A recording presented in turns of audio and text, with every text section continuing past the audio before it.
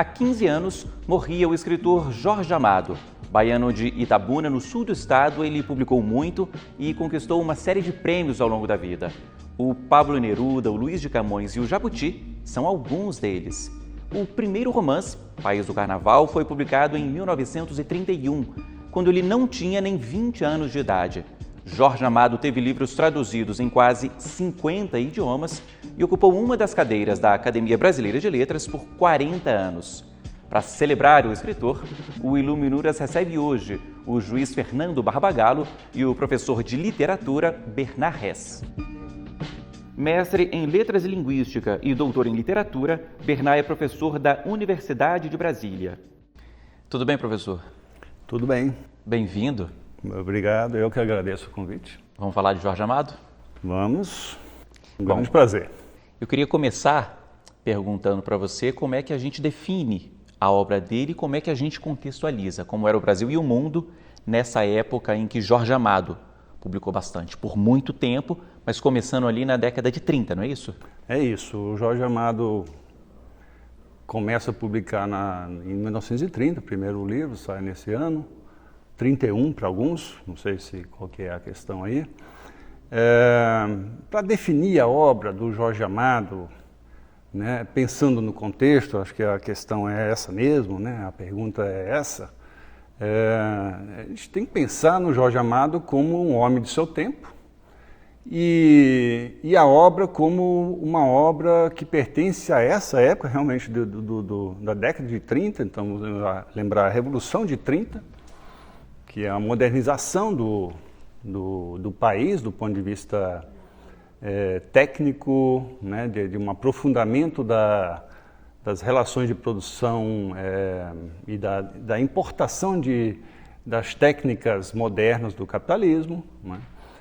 Então, Jorge Amado, ele é um escritor que está nesse ambiente histórico e eu diria não só brasileiro como mundial, né? Porque o país, obviamente, naquele momento quer repensar, já nos anos 20, né? Quer dizer, 1922, Semana de Arte Moderna, é um momento em que a cultura, a vida cultural brasileira reflete a sua ação na história do país. Aí eu acho que é um traço característico que a gente não pode esquecer do Jorge Amado, que ele pertenceu a um partido, né? Um partido comunista, durante grande parte de sua vida, da produção, pelo menos a produção da primeira parte da sua obra, ela coincide com essa filiação partidária, política, mas que está muito para além de uma mera filiação partidária. É uma opção política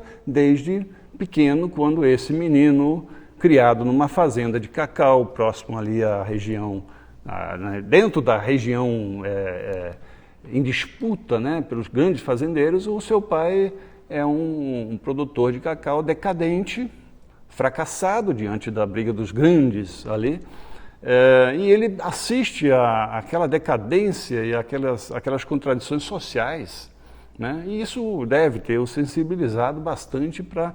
o fato é que nós temos uma obra que mergulha nas contradições sociais do Brasil e da Bahia, obviamente, mas do Brasil da época, que se dá de maneira mais típica no Nordeste, né? Isso é um fato curioso. A gente tem Graciliano em Alagoas, tem Jorge Amado na Bahia, tem Zé Lins do Rego na Paraíba e assim por diante, né? Então a gente tem ciclos produtivos que estão em crise e que apresentam a crise brasileira, depois de 100 anos de independência, de maneira muito aguda. E nada é mais o Jorge Amado do que esse escritor tão sensível a essas coisas e capaz de representá-los literariamente, capaz de representar essas contradições ficcionalmente, né, esteticamente. O primeiro livro que eu li do Jorge Amado foi Capitães de Areia.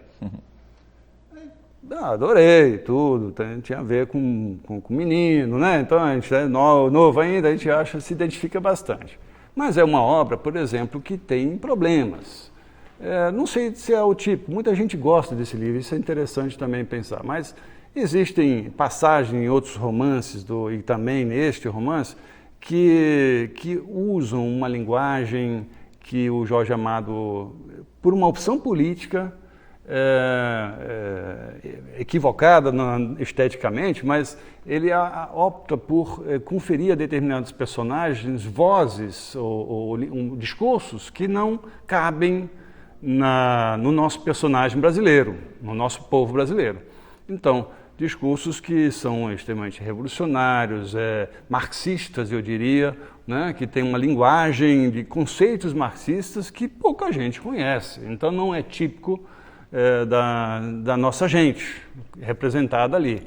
Né? Quer dizer, um casarão como Suor. Né? Suor, o romance Suor, tem um casarão que é representado nessa obra, lá do Pelourinho, e fervilham habitantes ali dentro, né? De todas as categorias de gente, né? Desde operários, religiosos, fanáticos, meretrizes e tudo, tem ali. Mendigos, né? Ratos que dormem junto com o mendigo, é um rato de estimação, né? E assim por diante. Essa gente é representada e, de repente, um desses personagens entabula um discurso como esse, marxista, né? Ele não combina. Então, esses foram alguns ensaios, inclusive, aí é importante falar isso, Jorge Amado esteve vinculado ao Partido Comunista e seguiu pouca gente sabe disso, estou vendo uma curiosidade que interessa, vinculado a uma orientação cultural que vinha da União Soviética.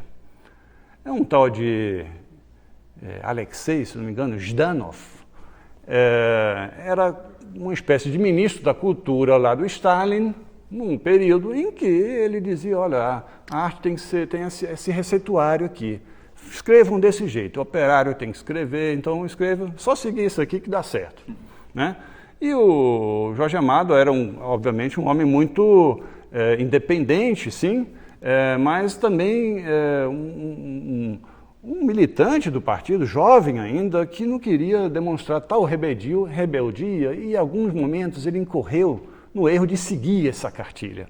E aí foram as obras mais mal sucedidas. O Graciliano mesmo, às vezes, num ensaio, diz, olha, o Jorge Amado tem uma linha ascendente e de repente ele cai abruptamente.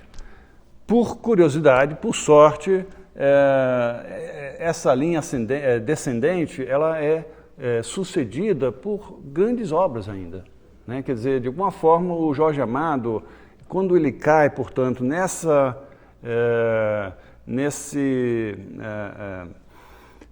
nesse risco de seguir uma cartilha que vem lá da União Soviética, não é? Cultural, uma cartilha que diz, olha, como se deve escrever um romance, quando ele segue essas diretrizes políticas questionáveis, né, ele incorre em problemas, e sua obra representa esses problemas. Quando ele se torna, e eu acho que a maioria das vezes isso acontece, um escritor livre, independente, e a obra é extremamente interessante e profunda do ponto de vista humano. Né? Então, personagens de Suor já são bastante comovedoras. Né? Elas produzem uma catarse em nós nos lembramos desses personagens para sempre. Né?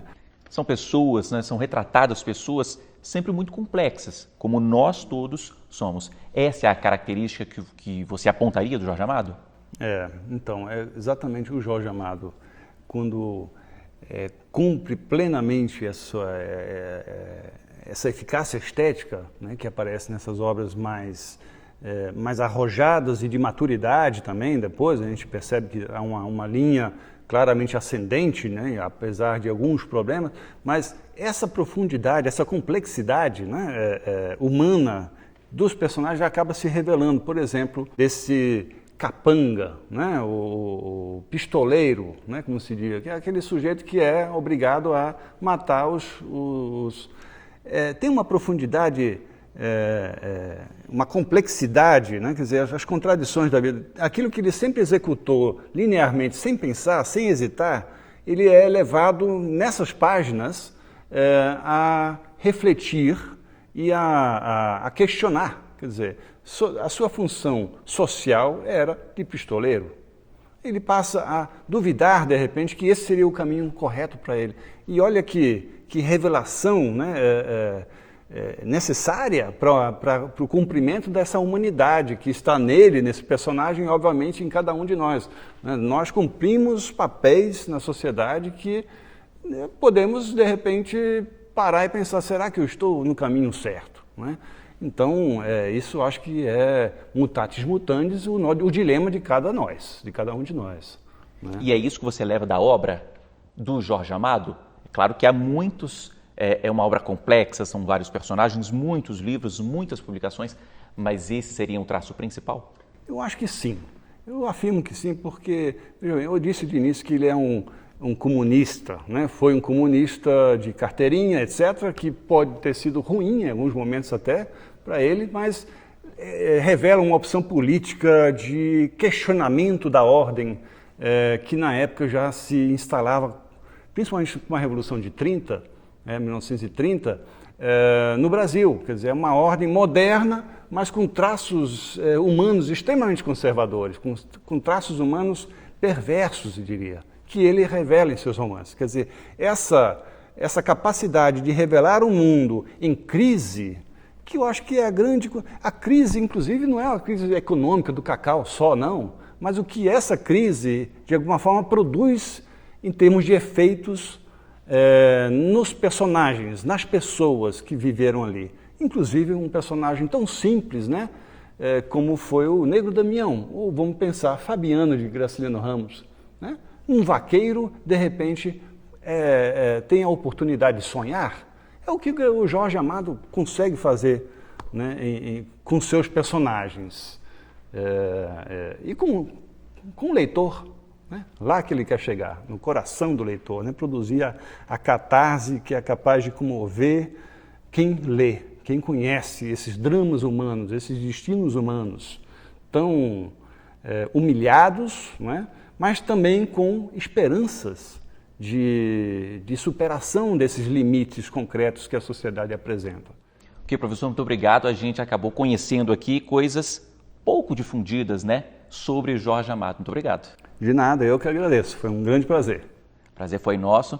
Bom, esse foi só o primeiro trecho aqui do Iluminuras. Depois do intervalo, a conversa continua. A gente fala mais sobre literatura, dessa vez com o juiz Fernando Barbagallo. É um minutinho só, não saia daí.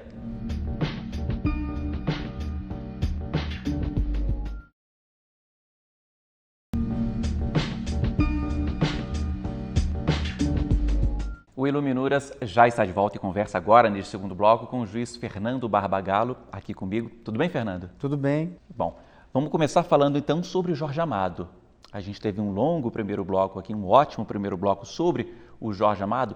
E o que você destaca? Você gosta dele? O que você leu? Jorge Amado faz parte, né? Não tem como ler alguma coisa, algum livro de autor brasileiro se não for de Jorge Amado, né? Eu li algumas obras de Jorge Amado, algumas por obrigação escolar, estudantil, né? Que eram requisitadas em vestibular, que a gente era obrigado a ler, e algumas porque eu tive curiosidade e acabei me interessando e fui ler as obras dele. Eu li, o primeiro que eu me lembro era, salvo engano, obrigação para o vestibular, que era Capitães de Areia. Depois eu li também Tieta, do Agreste, O Mar Morto e Tocaia Grande. Já numa outra fase, já não por ser obrigação do vestibular, mas por vontade própria, por curiosidade. E o último foi O País do Carnaval, que já, enfim, adulto, já mais experimentado, se é que a gente pode falar assim, na questão de literatura e da leitura, eu busquei o primeiro romance do Jorge Amado, que é O País do Carnaval. A riqueza dos personagens e a riqueza da narrativa e a linguagem, né, que é muito fluida e muito com utilização de muitas expressões coloquiais, muita sagacidade, alguma ironia, dependendo do livro. Às vezes, mesmo um livro mais pesado, como Tocaia Grande, tinha sempre uma parte mais leve, mas os personagens tinham sempre um traço, não todos, mas alguns eu lembro que tinha um traço de ironia. E a gente conversava aqui nesse intervalinho, você me contava aqui, né, que algumas expressões que a gente ouve até hoje, Sim. você associa a ele. Sim. Leu no Jorge Amado. Alguma coisa que você ouve, expressões como Deus dará, né, e algumas outras que não são habituais, você lembra, eu me recordo, né, quando você ouve essa expressão que não é muito usual, mas onde é que eu vi isso? E às vezes você se depara com um personagem de um livro do Jorge Amado. Que outros autores, que outros livros você se lembra assim com muito carinho, Fernando? Eu tenho muitos livros assim muitos autores, né, e muitos livros que marcam muito, né, que acabam te influenciando de alguma forma, acabam te emocionando e te fazendo ver o mundo de outra forma. E assim, sem querer citar alguns autores, mas tem alguns grandes autores que escrevem muito bem, né? Porque eu acho que a riqueza da leitura e da literatura é a história que é contada, é a forma como essa história é contada.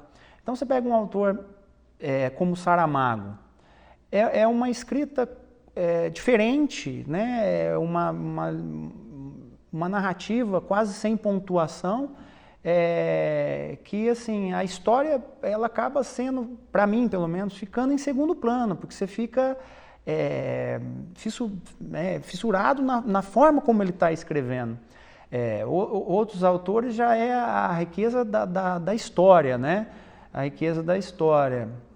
Jorge Luiz Borges, quando você lê Aleph, são várias pequenas histórias assim, algumas surpreendentemente assim, ricas assim, que acaba tendo um desfecho que você, durante a história, você está lendo sem muita empolgação e de repente a história vem numa crescente.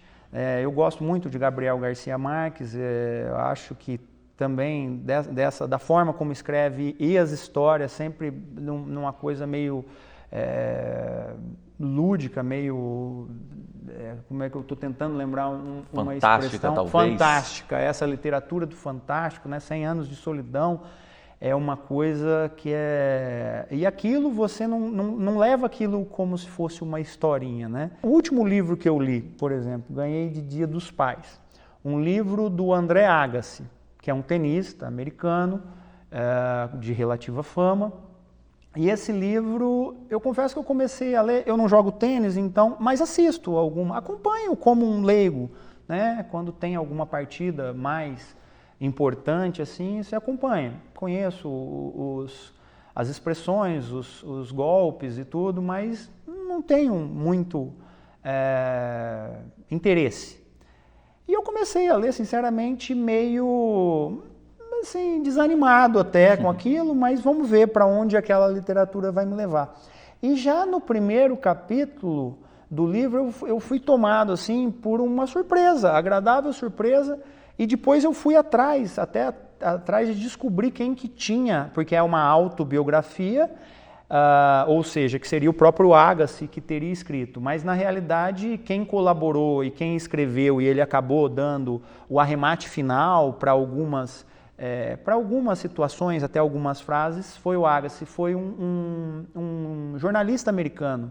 Todo o tempo livre que eu tinha ali, eu me dedicava para essa leitura, porque é um livro extenso, são mais de 500 páginas, e realmente eu fiquei assim encantado com o livro, e até, em algumas partes até me emocionava, porque, enfim, você vê são dilemas familiares, o pai dele era muito opressor e tal, e quando você vê isso sendo bem colocado, né, numa situação que hoje a gente está perdendo, né? Eu sou professor universitário e eu quase que brigo muito para os meus alunos lerem, né, gostar de ler. Eu tenho os meus filhos que eu tento incentivar a leitura, porque eu acho que é uma experiência única, né? Você vivenciar, hoje a gente está numa sociedade muito de imagens, né? Com muitas imagens, com muitos vídeos, e aquilo você não reflete muito sobre aquilo, né? A literatura, seja de um bom livro, seja de um bom jornal, de uma boa revista, ela causa uma reflexão, né? E esses bons livros, desses bons autores, eles causam essa reflexão que acabam te ajudando a evoluir como pessoa, como ser humano, né? Agora, como é que esse grande leitor, Fernando, se tornou escritor? Você tem 2 livros publicados e eu estou aqui com o primeiro deles, Magistratura do Distrito Federal e Territórios, Direito Penal e Processual Penal. Como é que foi a ideia de publicar esse livro aqui? Eu não me considero um escritor, né? Eu sou um grande leitor que assumiu esse desafio, né, de escrever, porque você escrever um livro, você se expõe, né? É muito difícil, todo mundo tem uma dificuldade de se expor, seja falando em público, seja escrevendo, então, mas a gente acaba com o exercício da judicatura durante um certo tempo, você acaba escrevendo muitas sentenças e você acaba, vamos dizer assim, no meu caso, uma experiência minha, você acaba diminuindo essa tensão e esse medo da exposição. Você escreve sentença, está submetido à leitura de advogados, assessores, enfim. E isso eu acho que acaba sendo um passo inicial para você tentar, né, idealizar essa questão do livro. Esse livro específico, ele surgiu de um material que eu tinha, né? Quando eu passei a estudar para concurso, isso em 97, 98, que eu passei a estudar com mais firmeza para os concursos, eu passei a reunir um material, né? E entre esses materiais estavam a correção de provas do concurso do Tribunal de Justiça do Distrito Federal. Então eu peguei, acho que eu fiz 5 anos, eu corrigia, mas eu era meio metódico, então eu pegava a questão, eu via as questões objetivas, o que tinha de errado, e eu realçava o que estava errado na questão B, no que está errado na questão C e por que a questão D estava certa. Então eu não me limitava a analisar a questão que estava correta. E, enfim, esse material foi ficando meio esquecido, mas eu comecei numa determinada época, acho que foi em 2006, eu comecei a dar aula num cursinho preparatório. E comecei a resgatar esse material para utilizar nas aulas. Tinha as aulas de correções de exercício. E um professor que dividia essas aulas comigo, que era de outra matéria, ele viu, algum aluno comentou com ele e ele pediu. Eu dava aula de processo penal, ele dava aula de penal. E ele ficou sabendo que eu tinha esse material de penal e processo penal e ele me pediu. E a gente começou a conversar e ele elogiou muito. Ele falou assim, poxa, Fernando, os alunos gostam, não é à toa, esse material ele está bem completo, porque tinha referências bibliográficas dos autores que eu citava como fonte, né? Tinha jurisprudência, que estava um material bem cuidado, vamos dizer assim. E aí eu peguei esse material, eu resgatei, e depois que eu ingressei na magistratura, em março de 2002, que eu ingressei, eu continuei. Sempre que tinha as provas, eu comecei a dar aula e eu continuei corrigindo, só que agora só para as matérias que eu dava aula, de penal e processo penal. E então, quando eu fui resgatar tudo, eu tinha quase 10 anos de concurso, né? Que a prova era desde 98, quando eu comecei, até 2008, quando foi lançado. E o 10, né? Tem 10 anos, é um número, né, expressivo tudo. Aí eu acho que faltava uma prova do concurso da magistratura para encerrar os 10 anos. Aí saiu e eu separei o material, revisei, atualizei, porque tinha muita coisa que acaba se perdendo, né, ficando desatualizada e você tem que resgatar por conta de mudança da legislação. E foi um belo trabalho, assim, belo trabalho no sentido de foi um trabalho árduo. Porque fôlego. Exatamente. Então, esse livro eu tenho muito carinho. Primeiro, porque é o meu primeiro livro. E segundo, porque ele me permitiu ter contato com esse pessoal que trabalha no mercado editorial. Porque aí você verifica, você tem ideia de tudo que está por trás da confecção de um livro, né? Esse é de 2008 e o seu segundo livro é de 2015. De 2015. Do ano passado. A gente tem pouco tempo, vou pedir então para você resumir ele aqui, para definir ele aqui para a gente rapidamente. Presunção de inocência e recursos criminais excepcionais. O que você defendeu aqui, Fernando? Quando eu fui fazer o mestrado, eu queria tratar de um tema que pudesse ter uma repercussão prática e que era um tema que eu tinha uma necessidade de trabalhar. Eu vinha que eu queria me aprofundar nesse tema. No Brasil, nós temos uma gama de recursos muito grande, muito extensa. E essa gama de recursos associada ao princípio da presunção da inocência, da forma como ele foi positivado na Constituição, ele permite que muitos casos fiquem indefinidos durante muito tempo. E, na minha visão, isso acaba afetando a própria efetividade da jurisdição, a própria percepção da sociedade em relação às suas instituições e aos seus atos normativos. Em resumo, cria uma descrença da sociedade em relação ao Poder Judiciário. Agora, infelizmente, nosso tempo terminou. Uma pena. É complexo, é instigante mesmo, mas muito obrigado pela participação aqui, Fernando. Eu agradeço mais uma vez a possibilidade de estar aqui conversando com vocês. Bom, e muito obrigado a você também que nos acompanhou aqui hoje. O Iluminuras fica por aqui, mas para rever este e outros programas, basta acessar tvjustiça.jus.br. Até a semana que vem. Tchau.